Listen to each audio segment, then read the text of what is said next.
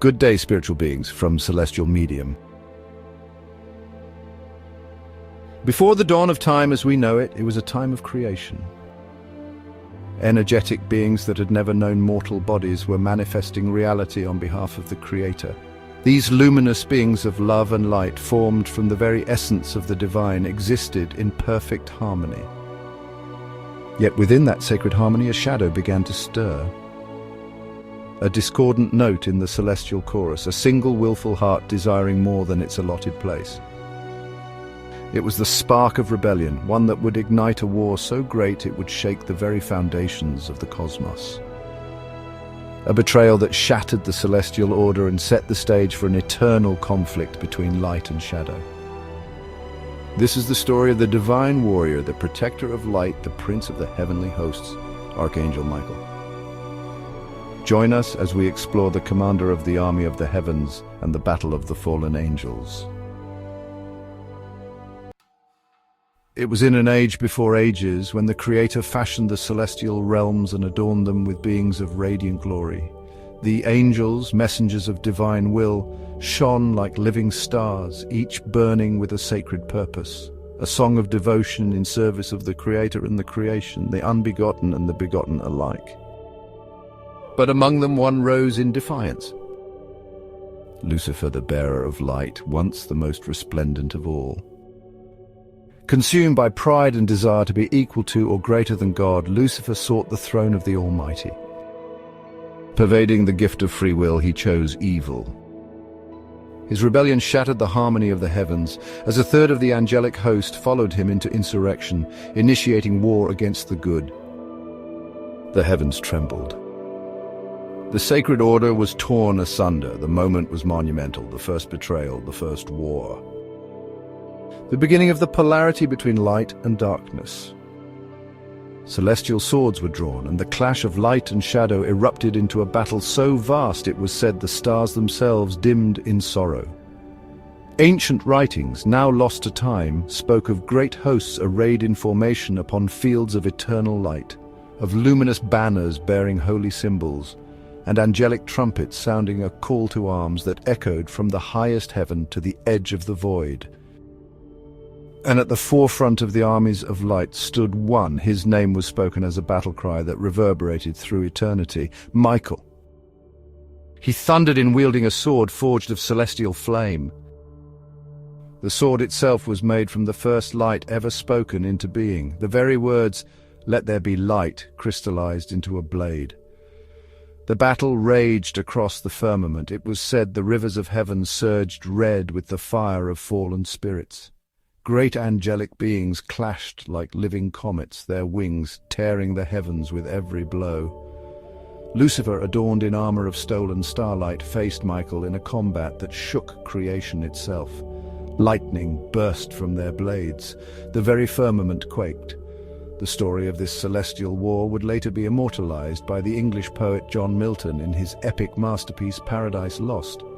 In this monumental work, Milton presents Michael as the mightiest of heaven's champions, entrusted by God himself to lead the final charge against the rebellious hosts. In Book 6, Michael battles Satan with a sword gifted from the Almighty, described as one drawn from the armor of God. In the heat of battle, Michael strikes Satan with a blow so fierce it leaves him writhing in pain, his pride shattered and his legions demoralized. Milton writes, "But the sword of Michael from the armory of God was given him tempered so that neither keen nor solid might resist that edge. It met the sword of Satan with steep force to smite descending and in half cut sheer." Thus, even in literature, Michael's indomitable strength and sacred authority endure as symbols of divine justice triumphing over darkness. Michael, radiant in divine armor, struck down Lucifer with a force that echoed through eternity. The fallen prince and his host were cast from the heights of heaven into the abyss. Revelation describes, "The great dragon was cast out, that old serpent, called the devil and Satan, which deceiveth the whole world. He was cast out into the earth, and his angels were cast out with him." Some mystics claim that on storm-lit nights the clash of their battle can still be heard in distant thunder. Others believe that every act of courage in the face of evil is a spark from Michael's eternal war. The conflict between light and shadow did not end with Lucifer's fall. It continues invisibly around and within us. But who is Archangel Michael?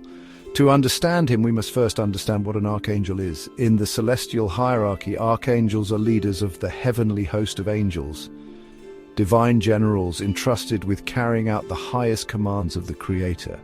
They also engage in spiritual warfare and play a role in the beginning and end times. They stand above ordinary angels as messengers, charged with defending the divine order and humanity itself. Specific archangels are associated with different roles, such as Michael for leadership and justice, Gabriel for communication and revelation, Uriel for enlightenment, and Raphael for healing. Michael is both a saint and an archangel in the Catholic tradition. While archangels are celestial beings and saints are usually deceased humans, the term saint is also used for angels, including Michael, to signify their holiness and veneration. Michael, whose name means "who is like God," is widely regarded as the greatest of the archangels. Across Christian, Jewish, Islamic, and mystical traditions, he is honored as the commander of heavenly armies, the protector of the faithful, and the harbinger of divine justice. His presence is a constant, a beacon of divine authority throughout sacred texts and ancient legends. The earliest references to Michael appear in the Hebrew Bible, where he is named as a warrior and protector. In the book of Daniel 12:1 it is written, "At that time Michael, the great prince who protects your people, will arise." He stands as the guardian of Israel, a defender in times of great tribulation.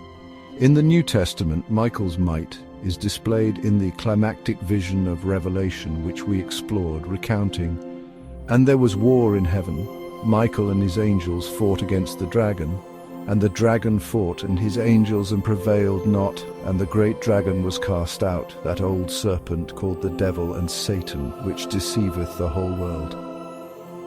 This passage enshrines Michael as the celestial champion who casts down darkness. In Islamic tradition, Michael is known as Mikael. He is an angel of mercy who provides nourishment to souls and sustenance to the earth. Alongside Jibril, known as Gabriel, Israfil, and Azrael, he is one of the 4 archangels who watch over the cosmic order and mankind's destiny. In mystical and esoteric traditions, Michael appears as the chief of the 4 cardinal archangels, associated with the direction of the south, the element of fire, and the season of summer. He is invoked in ceremonial magic, protective rites, and invocations of light. All religions and spiritual knowledge that speaks of Michael paint him as a protector of the Creator and his creations, including humans. Today we speak often of spiritual warfare, a term that may conjure images of angelic hosts and demonic foes locked in eternal combat. But this warfare also rages within us in the silent chambers of the human soul. It is the struggle between fear and courage, vice and virtue, despair and faith. Archangel Michael remains not only the defender of heaven's gates, but also the protector of our hearts. He is invoked by mystics, saints, and seekers to aid in the invisible battles of daily life. The temptations that assail us, the dark doubts that cloud our mind, and the destructive forces of anger, envy, and fear that creep into our thoughts. In Christian tradition, prayers to Michael are offered for strength against evil. The famed prayer to Saint Michael begins, "Saint Michael, the Archangel, defend us in battle. Be our protection against the wickedness and snares of the devil. May God rebuke him, we humbly pray." And this battle is not only fought in churches and sacred temples, but in every human heart, in every decision to choose compassion over hatred, hope over despair. As one who channels and works with angels and deities across religions, the celestial medium assures you these higher energetic beings of light are real and here to help each one of us, despite our religious beliefs. These beings are higher in the spiritual evolutionary chain and therefore embody the principle of oneness. The absolute truth is that each of us is one with these higher beings and the Creator. Therefore, higher beings recognize that to serve each other is to serve the Creator. If you're in need, ask for their aid. If you resonate with Michael or any other higher being of love and light, they will meet you where you are.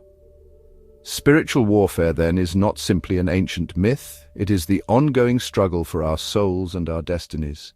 And in this, Michael is our celestial ally, a guardian who stands beside us when the night grows darkest.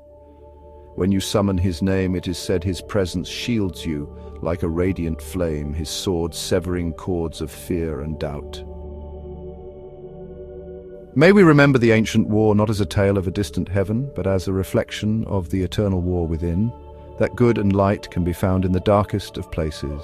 And may Archangel Michael, the mighty Prince of Light, who is like God, march ever with us, guiding our steps and fortifying our spirits in every unseen battle to come. Thank you for watching as we explore this powerful angelic ally, wishing you love and light. Keep onward and upward toward the light, my friends.